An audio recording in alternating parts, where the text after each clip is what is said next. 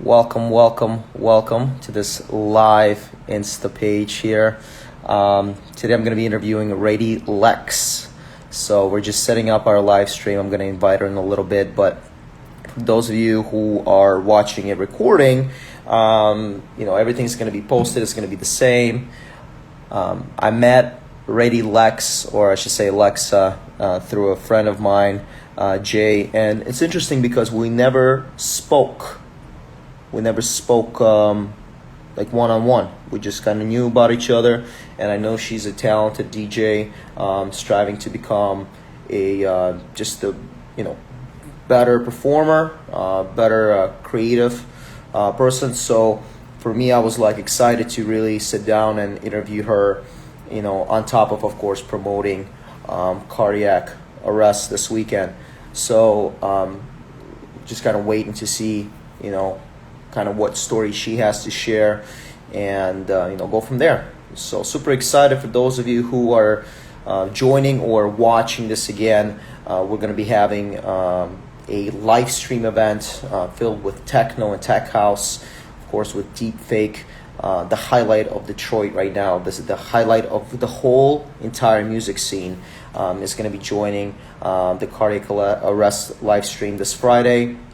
The link is in my bio. It's in the Facebook page, so make sure you guys click that button on the bio and join the event. Should be a lot of fun. So I'm pretty excited about the event just because a lot of talent and a lot of creative energy from both RAEDY Lex and Deepfake. It's been a tremendous opportunity to work with them so far. So we're in stages where we're finally putting the finishing touches together, and hopefully, of course, being it all live, it runs pretty well. And I've been enjoying the grind of setting it all up, making sure it looks good, and making sure that it's the standard of the live stream. Because I know a lot of DJs have been sort of struggling with that a little bit with the live streams, but I want to make sure that it's audio and visual, and Deepfake definitely sets the standard with their live streams, so I'm excited to have them. But in the meantime, let's learn more about Alexa. She's going to be opening up. She is going to go for an hour and a half, 6 p.m. to 7:30-ish, a little bit more, a little bit less, and we're going to learn more about her. We're going to learn more about what her journey in the music industry, and just on top of it all, learn more what kind of person she is and how she is handling all of this coronavirus, stay-at-home orders and whatnot. Because again, as creatives, we try to adapt to the situation at hand and grow from it. So, and we highly encourage you guys to do the same. So let me see if I can get her here, invite her. I think I've seen her, but I'm still waiting for her to get on. So let's take a look here. Let me see if I can maybe send her a request. But as the interview goes, just feel free to ask questions. I know that some of you guys are new to this. I want to make sure that it's a basic discussion. Honestly, it's not too like question and answer type of base. I just want to know more about you guys and more about the people for the upcoming nursing reports. So let's have fun with it and see where it goes. So I see that RAEDY Lex has joined, so let me see if I can get her in the chat here, and we'll get it started. Let's see, we're waiting for her to join. Merrick has joined the chat, the man. There she is. What's up, girl? What's up? How are you? I'm well. How are you? Good. Are you enjoying the weather? Yeah, it's beautiful Yeah. weather. Let me tell you that. Last couple of days. Yes, very much. So yeah, I was just giving people a little bit of a rundown about you in that last 3 to 4 minutes, just kind of talking about the event. And I kind of mentioned that the way we've met is through our friend Jay. And the beauty of this interview, well, I don't want to call it interview, it's more of a discussion, because me and you a lot of people said we should like mix together. We have great vibe, great energy, very similar, but we never really talked like one on one. It's always been through friends. So I'm really excited just to learn more about you. And like I said, don't worry about being so like kind of TED talk, like question answer. Feel free to ask me questions or something like that. It's just having a little bit of a fun little chat, like we've met in the bar. You're a cute gal, I'm a cute guy, and then we'll go from there. Okay? Okay. So Alexa, tell me a little bit about yourself. So tell us about you and where you stand. Just give us a little bit of a summary. Yeah, so my name is Alexa Ray. I live in Michigan, and I really, really like art. That's what my whole life is pretty much about, is people and different art. I like to help others like find their way in the world.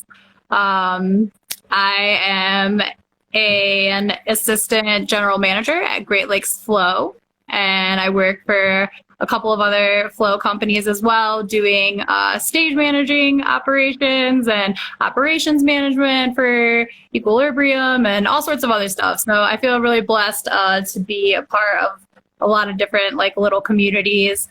So yeah, so that's like a little bit about me. How are you enjoying the process? I mean, there's a lot of moving parts. I mean, you're saying general manager, operational manager.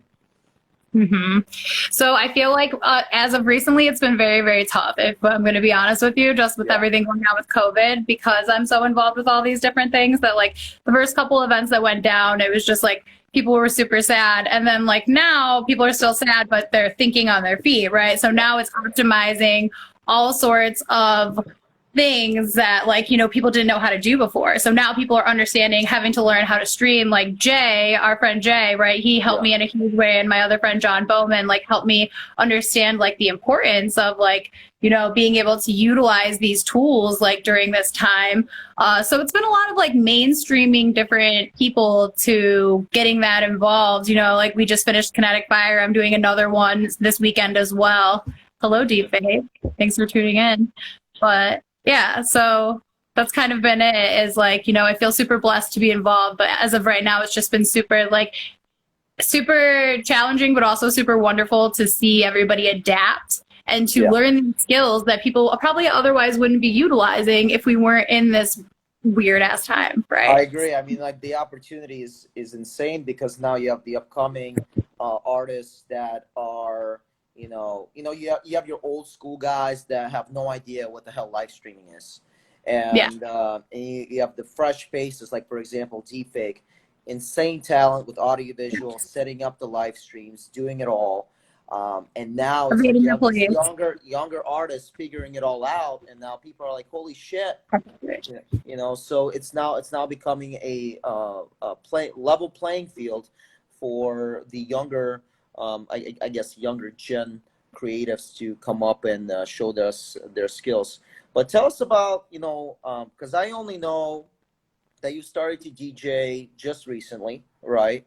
You got your CDJ decks, and you kind of went with your gut for the love of the music, and you're kind of enjoying the process of it all. Tell us about how it all started. Who kind of got you in? What inspired that shift? What are your goals? What are your plans for I know it's tough right now, but in a maybe 5 to 10 year window?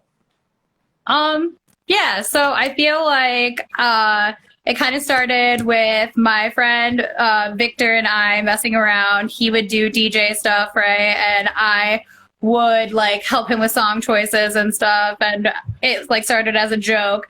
And then in January for my birthday, right, I spent like 3 hours behind like his pair of like CDJs, and I like really, really like fell in love with it, and was like, we rent CDJs all the time for these events that we throw, like I said. So I was like, why don't I just like buy these CDJs and save myself some money and like be able to learn, and whatever.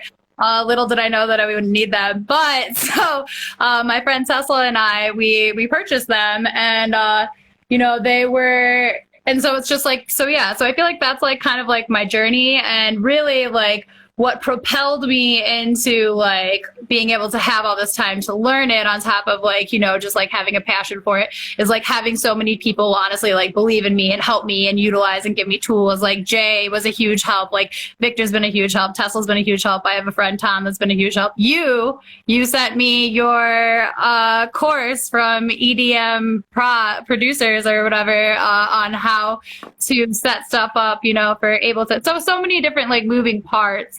And I really feel like, you know, it kind of solidifies like what I feel like is so much in life is like teamwork makes the dream work. And like, you know, you don't have to like be great at everything. You just have to utilize the tools that like you have, if that makes sense. But here's the thing, I'll tell you what, it's also, you're so receptive to help. Like, you're not afraid to go out there and be like, hey, I'm really enjoying this. What can I learn about it today? So I feel like a lot of people are just so open because, you know, you come in there with that attitude of like, hey, I don't know it, but you know it, so let me see what you can teach me today. And in a lot of ways, I think the attitude plays a big role, just because being open and being receptive to constructive criticism is sometimes a lot of people don't like.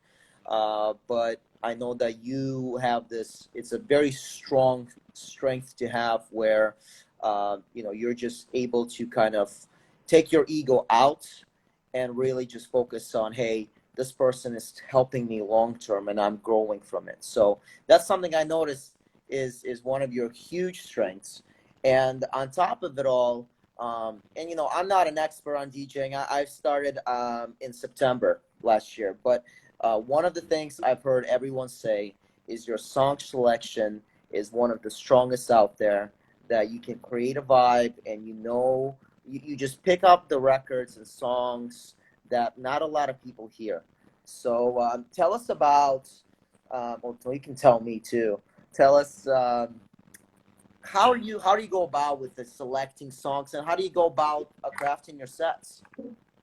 So I really like, it's like a combination of like, I know what I like, right? And like, it really came from me listening to like a bunch of people's stuff that like I felt was either repetitive or maybe something I didn't want to listen to, or like, you know, it's okay if I listen to these things, but like, fuck, I want to play it. I mean, excuse me, but like, I want to play my music. You know what I mean? Right. Like, so I feel like for me, when I first like got access to knowing that I could like put stuff on a USB and play it, I was like, oh, this is gonna be great. So I just like uploaded like everything. There wasn't like a whole lot of like thought into it. It was just more songs that I wanted to hear.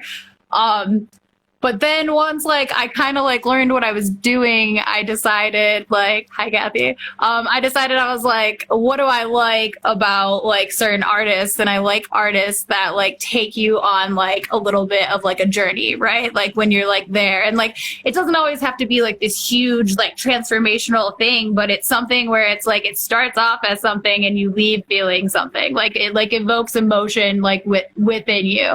And so like I tried to like play and choose songs that I feel like complement while telling this story that I feel like within me, you know. And I feel like sometimes, because there's been a lot of like live streams right recently, like it's been hard to like do that for every single one. But it's been like a really interesting challenge, because like if I have the time, then it's really like the best way that I like to do it. I feel like it relates kind of to flow arts, right? Which is like the other art that I do. It's like, oh, you gotta tell us about that. You gotta tell us about the flow arts right now. Like, you finish this story and then we'll shift to flow arts, because I want to know more about this. Yeah. But like, I feel like for flow arts, right, there's like free flow. There's like free flow where you're just like doing what you feel like, doing whatever move comes to mind, doing whatever. But then there's different with an act, right? With something that like you write it and it is intentional and, you know, dedicated to what you want the audience to perceive, right? The art of the reveal. And it's like, to me, it's like, that's how I really like my art to be. So I feel like because I learned the art of the reveal, and because it means so much to me, like in flow arts, right? And in movement and musicality, that it's like, I think about that when I'm writing my sets. And so how do I want people to move? How do I want them to feel? Where do I want this to like take them. And I think that that's just like, you know, what I really like. And I really appreciate you saying that about my music selection, because like that just makes my heart so happy. So The best. I'm telling you, it's really, really good. It's really, really good. Thank you. High About, compliment. about the structure in your sets, do you go by, okay, here's what I think is going to work? And I know with live streams and playing it live, it's a little different because you don't see the crowd, right? Yeah. But with your live streams, do you just go very kind of strict in a way? It's like, hey, here's what I would like to play, and I'm going to, versus I play it, and then you feel like you might drop something else now? Like, do you ever have those, like, branches opening Yes. up as you mix, and then you're like, screw this strictness, I'm going to go with my own little way? Yes, I definitely do that. Not all the time, but I set myself up for that option all the time. Just because, to me, once again, I relate it to flow arts. Anything can happen. You don't know what the fuck's gonna happen. You don't know what's gonna happen. You don't know how you're gonna feel. You don't know if it's whatever. You practice this thing and you know that it's right, but then you're in it and then you have this other moment. And so, like, generally what I'll do is I have a skelly. Have a skelly of what I want to do, have an idea of what I want to say, right? Yeah. But then, like, in between, there's, like, flexibility. And then I have, like, other songs on there, too. So I generally give myself, like, an hour extra of, like, different tracks. And then I give myself, like, whatever. And I have my other USBs there if I really need another track. But I try to, just for myself, keep it locked into, like, that USB, because it's, like, especially if I've taken the time. If I've taken the time, sometimes I get nervous and then I start to doubt myself. And so it's like, you have to, like, there's like this sense of like knowing whether you're like making the right choice or if you're like unsure. But playing live, I've only played live a few times. And so like, that's like a whole nother ball game, because like you can actually see the people and see if they're enjoying it or not. So like that, it's like, it's imperative, I think, to like have an idea, but also to be receptive to what the audience is telling you. And you can see it visibly. So For sure. Like adjusting on the dance floor. yes. You know, so what is the premise? Tell me about this with your sets. What would you say was the biggest learning curve that you had to overcome in the last couple months with just DJing on CDJs?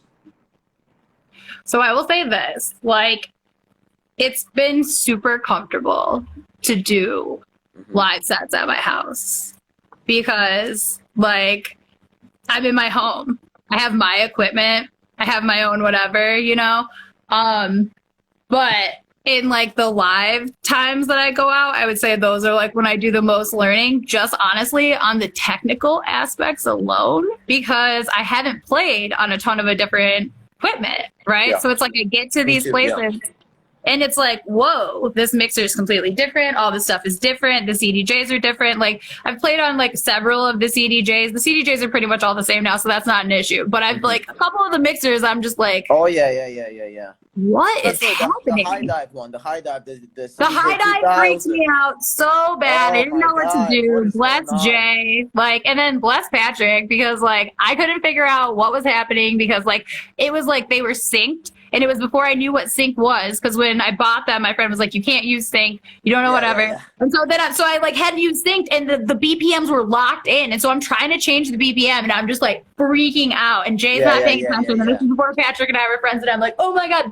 hello!" And then Patrick like sent Jay over, and he was like, "You gotta like find the BPM." And it's like, that's like the type of like stuff that you like, I don't know, like if you don't know it, then if you've never gone through it, then you don't know it. How can you learn from it? So. You know, and then of course on top of the other mixers, you know, you have your X1s. I haven't played on those.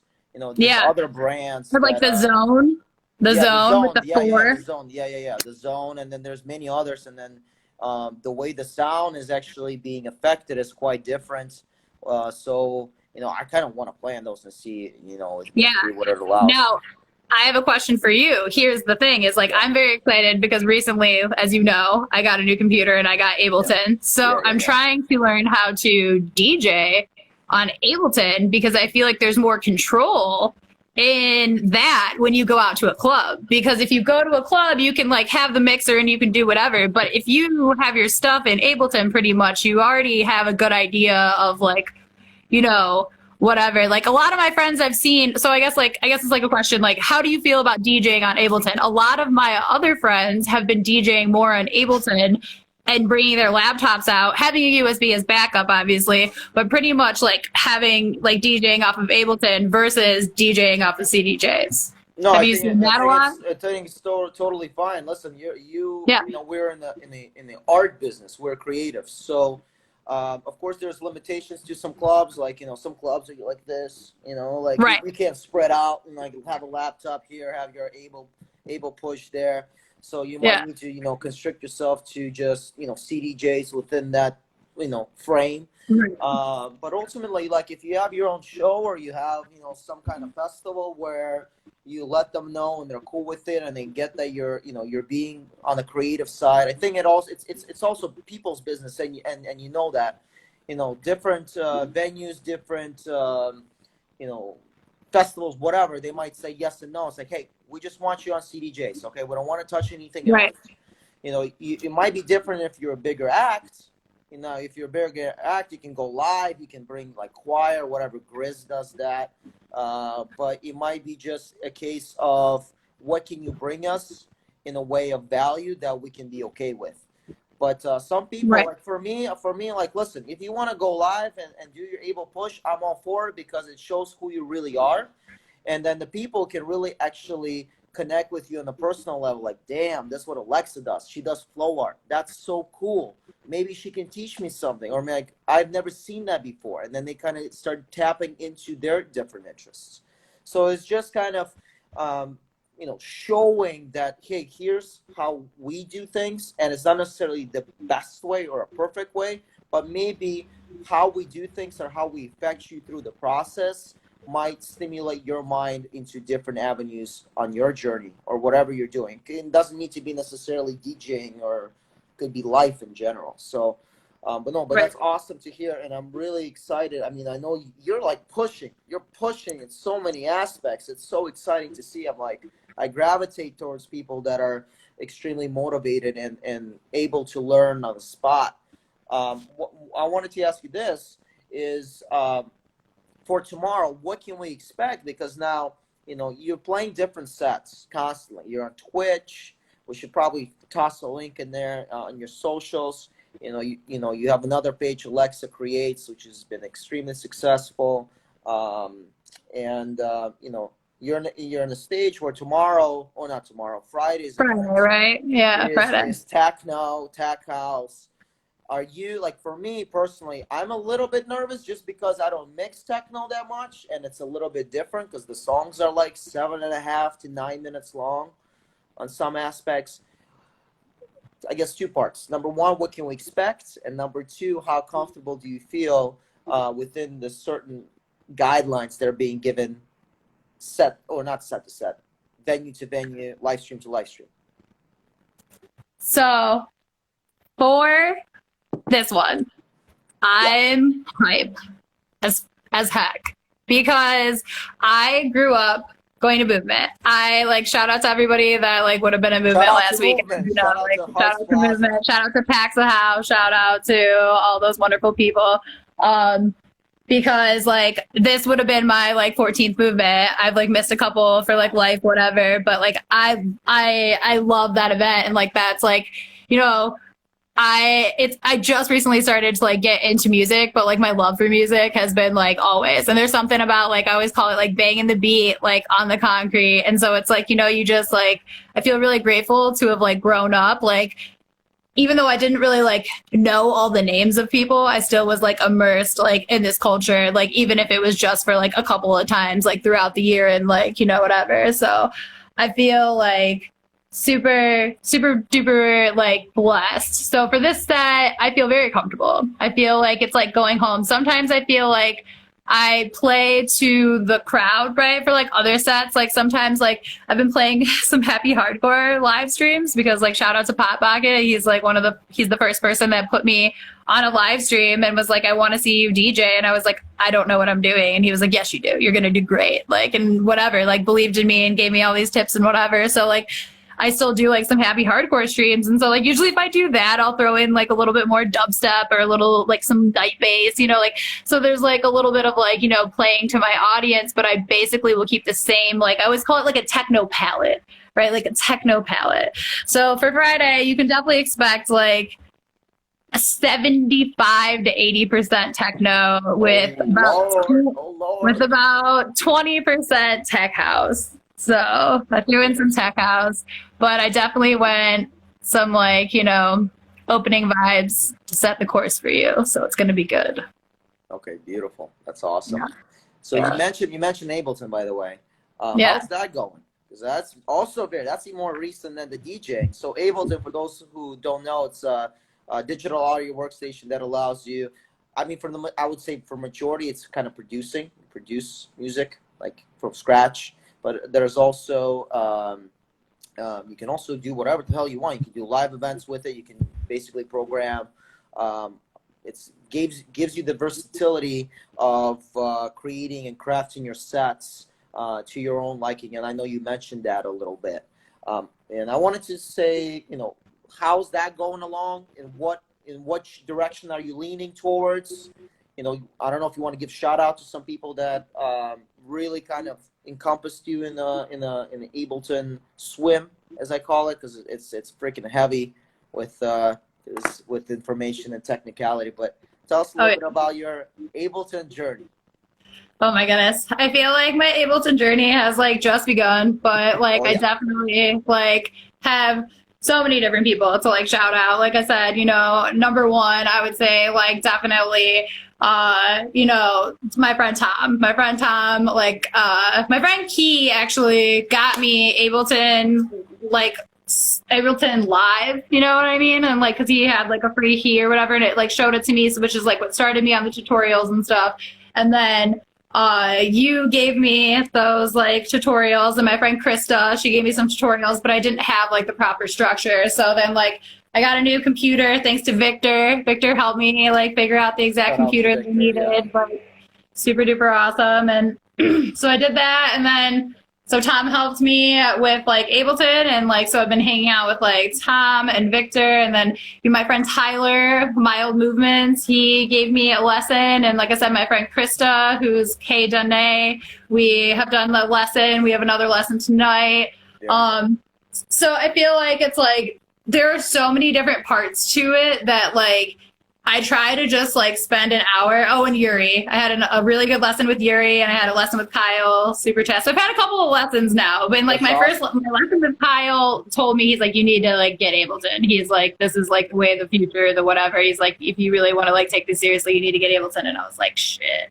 So like shout out to Super Task because like definitely sold me on it. So I feel like with Ableton and with all of this stuff, like I really wouldn't be where I am today without like so many like really, really wonderful people. Like even the people that like don't have the like actual like skills to like help me in like the technical side of it. Like my friends Hannah and Gorday have like showed up for like pretty much every single live stream. It was like really funny. They showed up on my front porch one time because they knew I was playing a live stream, right, when we were social distancing, and like so they're out not on my front porch, but they're out on my front lawn blowing and like hanging out and whatever, and like my friend Chochina and like my roommate Stephanie like letting me live stream all the time, like even when like like before I was live streaming when I just sucked and was just playing all the time, and like Tesla like helping me like understand it. So it's just like a lot of different people. Jay like really like breaking it down for me and like being there, like we got to like mix like a couple of times before.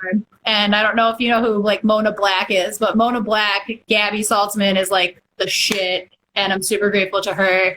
And she like really showed me how to like work the mixer. Like I had like learned from a lot of different people, but I remember like watching her work the mixer reminded me of watching Carl Cox works the mixer. Oh, And wow, that's a big I shout really, out right there. she's got like this like soul to it. It's not like this like robotic thing. It's like a bounce, and I had never like up close and personal like seen this like relationship between like her and the mixer, and I was like, I want that. You know what I mean? And so it's like so she's given me a couple of really great lessons, and she's fantastic. Like I can't wait until it's safe to do in-person lessons again because that was the bomb.com. But so yeah, so I know that was a lot of shout outs, but there's like so many people, and like I feel like if I miss someone I'm gonna feel bad, like, but I love everybody. Thank you for supporting me. So for the future, are you seeing that you're shifting towards live performance using Ableton, or you actually think you might be producing original stuff under your name or, whatever?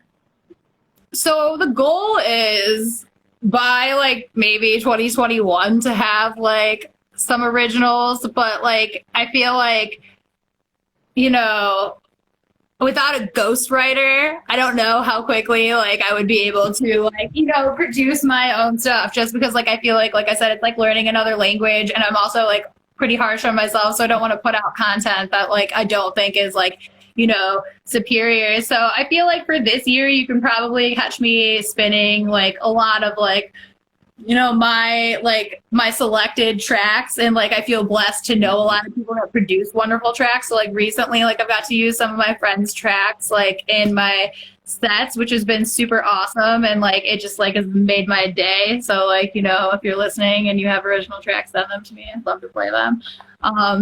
But yeah, going forward, I want to know how to do it. I want to at least know how to do it ish. You know what I mean? Yeah, Like yeah. I feel like there's no reason for me not to know how, like cause like, what if I don't want to take my CDJs? You know what I mean? Like, what if I Yeah. can just take my mixer and I don't need my CDJs, like in like a day that like, like we can just go to the beach and it's less taking my whole thing. Like that sounds great to me too, like, so it's just like, I want to have options. I like to know, I feel like the more that you know, the better you can come at any situation, right? With knowledge, there's power. So for me, it's like, I don't know what I'll prefer more because I haven't gotten good at like the Ableton part yet, Mhm. but like I at least want to learn it. No, I agree with you. I mean, Could be. I love the mindset. Again, it's just like you mentioned it. Like for me, it's been mostly about production with Ableton, like heavy production, and that's why like I'm Yeah. going to Icon in the Yeah, fall for congratulations. it. And a couple things that you mentioned, mentors. It's like, and I think I Yeah. told you like first time you got it, we talked, and I said, listen, Ableton is like being dropped in the middle of the ocean. Like, good luck. You have to Yeah. swim. And then what the mentors allow you to do is really just kind of navigate through these waters, because if you don't know what you're doing, you're just going to be swimming in circles. Yeah. So because the program itself is really complicated with everything that's being given, and from what I've noticed for myself, because I've been doing it for 2.5 years, is that I want someone who has done it in the scene, that is knowledgeable and that can guide me just outside of the YouTube videos. Like I love YouTube videos and learning from it, but for me, where I'm Yeah. right now in my musical journey is like I want to commit to a school, and I know that the school is great because everyone says it's been highly respectable, to a point where these are the guys that are doing it now, and they are showing me the ropes, and they're kind of like grabbing me by the shoulder and saying, hey, here's how you do things. And once I learn these things and put them in my own creative way, that's something that I'll truly be happy about. And then basically after that, I can start launching the entire brand of RN Ismo or beyond, with originals, with EPs and whatnot. And I've been working with Dylan Nathaniel, West Stand recently with due to coronavirus, and they've been extremely helpful. And I mean, I leapfrogged from where I was two months back, just because they're able to say, listen, we see what you're doing, but how about you do this as well? Or let's forget about this, do this, and just focus on that. So I'm able to kind of structure my songs much better, versus kind of free flowing, like, oh, let me go on YouTube and learn something today. Because I said, like, I've noticed about myself, I've been jumping genres back and forth producing, but then I learned something about this genre and I try to put it into like a house track. Like I was doing like future based stuff in the beginning, like my first year, and then like it's kind of like putting eggs into a soup. Why are you putting eggs into a soup? It doesn't make sense, right? Just the ingredients don't do that. I'm like, well, I learned that on YouTube. It worked for the other guy like a few years back or whatever, a few months back. So now for me, it's just I noticed that I want to be a little bit more structured and take the information of people that have done it and are doing it in the music industry, and then just taking that mindset and seeing where it takes me in a couple of years or so. Um, what else was I trying to ask you? Completely escaped my mind. Oh, this one. This is a great question, and I know we mentioned it in the beginning. And I'm talking from like a medical perspective too, because I'm on the front lines. Coronavirus, COVID-19, still a lot of unknowns. A lot of places are shut down. I personally think, and it probably will happen, that it's going to be back. It's going to be back. I don't know how nasty it's going to be. It might not even be nasty, but it's going to be here. Where do you see, from your perspective, and I will share mine, how's the music industry going to shift? Because we're shifting currently, and I know that live streams have became a thing. But what do you think the music industry will look like in the next couple of years? I think it's like more than just the music industry. I think it's like event production as like a whole. I think that, you know, people that work in like the service industry, there's something to them where it's like there's like a grit, right? There's not a rigid thing. You don't know. Like you said, like you work on the front lines. When you walk into the hospital every single day, when I see you walking in at way too early in the morning, you know, like on your stories or whatever, it's like you don't know what you're walking into that day, you know? So like there's like this sense of like, you know, I feel like people that are already like astute to that and already like deal with that, right? There's like a sense of like being able to like evolve. And I think that it's really tough for a lot of us right now. Like I know for me, 2020, I know everybody says that's like shaping up to be our best year, but like I definitely had the most different little like flow streams and whatever, and all these like not flow streams, but like actual festivals and different whatever, and different creative projects that we were very excited about. But it's interesting when these things are taken from you, how you can like divert. So I feel like for event production as a whole, I think it'll be really cool to see how people utilize like technology and having to reach out and like network and, you know, like create their own stuff. I think it'll be interesting to see how different channels take that and run with it. You know, like whether that be like having like live content going all the time, like a TV channel or something like that, or, you know, whatever. But I think that like, you know, it's tough too, because like artists, that's how they make money. You know what I mean? Like going on tour and like selling their merchandise. Selling merchandise is huge for artists, you know, and that's like something that I don't know if a lot of people know, but like, you know, they're, you know, like you got to think about it. We buy these songs, you know, if you buy the, you know, They mostly make money on merchandise. They don't make money on the shows. Right, exactly. Shows is So, just you know, showing up and here I am, and then it's like, oh, you like the show, buy my merchandise. exactly, exactly. Yeah. So I think that, you know, it's like giving people, helping people, including the artists, like be able to educate their like masses on how people can like better, you know, support them. Like, you know, I think that coming together as like a community and like locking into your local community and locking in with other people who like have the same intention as you to like do the other creative art forces, it's like it's always been needed. I've been saying it for years, and the people in my circle have been saying it for years. Collaboration is sexy. Collaboration is needed. Collaboration makes quality creative content, you know, like because you can have an idea, but like if you have two other people that have like a really great idea and you guys are all fishing around great ideas, that great idea has now just become a bomb idea because you have different perspectives. Or maybe you have this great idea, but like you need a little bit more development, or you're not thinking solely like from this perspective because you've never been there before. Mm-hmm. So the more people coming at it, the more empathetic the entire like thing can be, right? And I think the more compassionate that any sort of like movement or like art project, the better it will be like received, because you're like putting yourself out there, but you're also thinking about like, you know, how is this going to be received by like the viewer, you know? I know that's like personal perspective. That's just on me. So. No, I mean, that's a great point. And I know you work with a lot of people that are setting up the events, and I know they've been hurting in a lot of ways because, you know, the physical aspect of setting something is gone and it's now all virtual. And I'm excited to see how they, you know, so I know some people are very adaptable, and I want to see how they shift because they're not necessarily into, you know, DJing or whatnot. They're all about, hey, let's do an event and let's see what happens. So, you know, for those of you who are listening, there are a lot of opportunities right now, and especially for bigger names.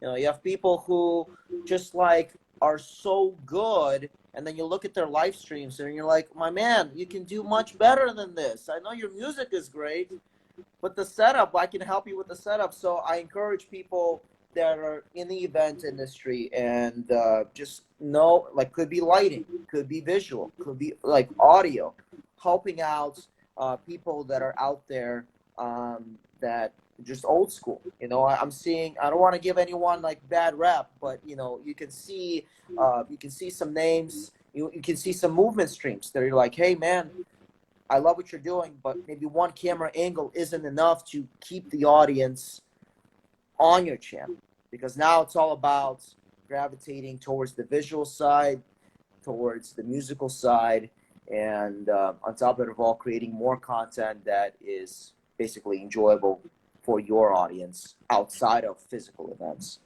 Agreed. And I think that too, though, I think there's something to be said about like some people, they just don't give a shit. They just want to play music and whatever. And like, and that's okay. And like, I respect that too. It's your choice as an artist to set whatever tone you want to set. But I also hope that this brings a new respect that a lot of people don't have for exactly those people that you just said. The sound engineer that like makes it so that sound actually comes out to all of you. You know what I mean? Yeah. The lighting guy that makes it so those visuals hit exactly at the time where you want them to hit with the drop for all those things. And it's like these unsung heroes in the event production, you know what I mean? Like Yeah. that make these events happen, you know, and like it's just, and like you said, it's not just event production, it's, you know, the nurses that are out there working all the time, it's the people in the service industry that are making our food, it's the people that are giving us haircuts. It's like this entire thing is like shifting us and changing us. And like I think that like, you know, where we choose to go from here like really lies like within you. But I know that for me, right, like I want to choose to like focus my focus on like the things that I can control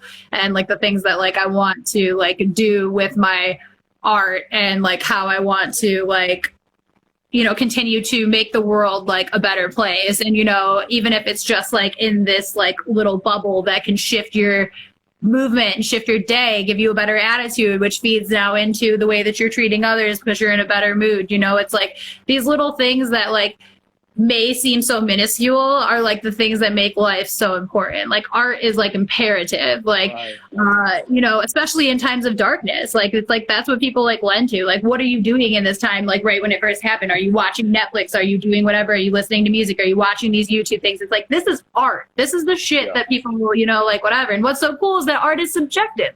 Art is you watching your little electronic videos to figure out how to set up your little beat boop, whatever the fuck. You know what I mean? I watched Seamus of Hennessy Sound Design talk about his racks, okay? My roommate's looking at me like, you don't know what he's talking about. And I'm like, I sure the heck don't. But I like the way he's talking about them. You know what I mean? Like, it's, yeah, exactly. It's like he's so excited. It just makes me want to know what he's talking about, you know? So it's like being like, you know, like tapping into your friends, supporting them, being passionate, encouraging other people. Like, you know, we have this thing, this movement that we're trying to start, like that's our friend. And it's always like showing up for your friends. If you really like something, it doesn't matter if I really, really love it, but if you really love it, then like I'm there for you, buddy. You know what I mean? And so I think that that's awesome. Through this and through the COVID and through this shift, there's so much uncertainty, but what is certain is like, we're in this together. Right? So like, love your neighbor, be kind, be necessary, be true, remember to be you, and then like, you can do the thing. You can do whatever you want. Get your team. Teamwork makes the dream work, you know, and just like, do what you want to do. This is your life. Like you moving to LA, doing what you want to do, you know? I love that. I love that. Well, Lex, I think that's I mean, that's probably the best way to end it right there. I mean, I love that. Ooh, great closing statement without me mentioning your closing statement. Anything else you want to add on top of what you said, or maybe ask? I don't know. Maybe something. Yeah. I don't know. I just want to say thank you, you know, to you. Thank you so much for having me. I really appreciate it. Thank you to everybody tuning in. I know we've got Taryn, Victor, Botez. I don't know. I can't go up here. All these other people, but like many more in the replays section. We got to shout out to exactly. the replay. Thanks for tuning in. So. Thanks for listening, you know. And yeah, I'm very excited to play for you on Friday, and I can't wait to hear what you're going to play too. I'm very excited. I'm nervous. Like, don't be nervous. It's going to be so good. I'm like, it's a good nervous because like I'm used to the pressure. Pressure is a privilege. But it's interesting because I'm like, man, techno. Like I don't do that. I'm more of a house guy. But I like techno. I love movement. So I want to see what I can do with what I have cooked up for y'all. So I'm excited. Good. And you know, we shall see. I'm still working on it. So still working on setting it all up. That's cool. It's been great. It's been great. Yeah. By the way, for those of you who have seen the Techno Viking, hopefully you guys can join the Facebook event page, because I've been trying to market that thing. So it's actually been working pretty well. So I know it's been awesome. You're doing a great job. Like I said, I feel very grateful that you asked me to be a part of it, and I'm excited to do the thing. It's going to be a really fun Friday. Awesome. Well, thank you so much. We'll stay in touch, Alexa, and then we'll see you Friday. Okay. Sounds good. We'll see you Friday. Thank you. Bye. Bye.